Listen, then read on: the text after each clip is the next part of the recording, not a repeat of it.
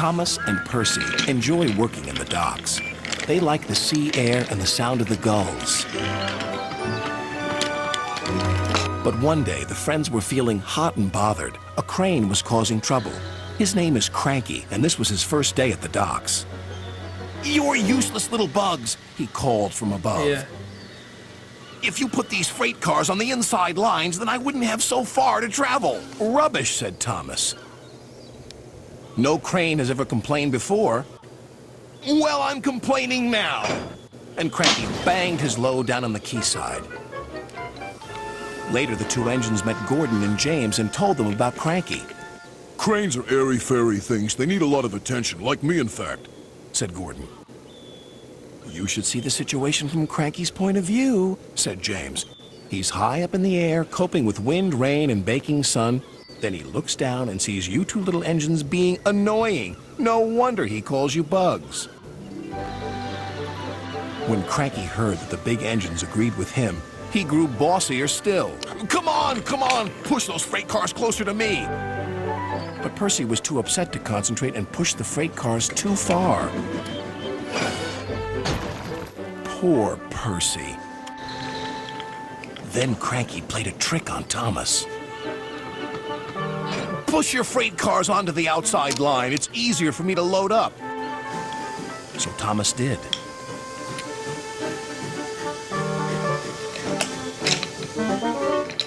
But Cranky left the loads beside the freight cars, not in them. "You must have known my arm can't reach you there," complained Cranky. This mix-up caused confusion and delay.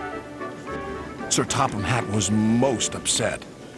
"Thomas and Percy, this new crane has an important job to do. I have heard that you have not been helping him today. You will go to your sheds and consider how you will improve yourselves tomorrow." Now Thomas and Percy were upset too.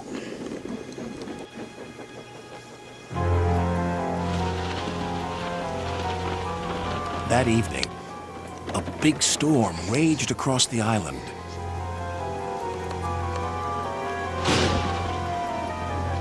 Cranky and the engines were trapped at the docks. "We're sure to be safe in this shed," said Duck. But he was wrong. The engines had no idea they were about to be put in great danger by an old tramp steamer.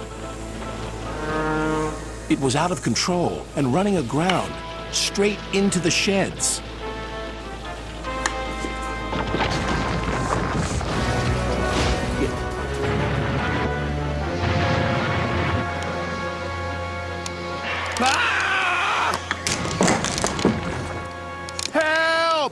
Called the engines from inside the shed. "I can't!" called Cranky. When the storm was over, Sir Topham Hatt rushed to the scene of destruction. "Thomas and Percy will help you," he called to Cranky. "And then you can help the engines." "Oh, please hurry," cried Cranky, "and tell them I'm sorry I was rude to them." "So it was you," murmured Sir Topham Hatt. "I owe those engines an apology." Thomas and Percy soon came to the rescue. And it wasn't too long before Cranky was upright again and clearing the wreckage. At last, all the engines were free. "Oh, thank you," said Gordon. "What would I have done without you?" "Well, I had to be rescued before I could help you. But I never thought it would be by a couple of Cranky was about to say bugs, but he quickly corrected himself. Small engines, thank you. I'll never be rude again. However, you two mites are in my way, so move over." "Pa," said Percy, "he's back to bugging us." "Don't move! You're still attached to Cranky." It was too late. Cranky still looks down on the two little engines. But ever since that stormy night, he never calls them bugs or mites, because he knows they might bite back.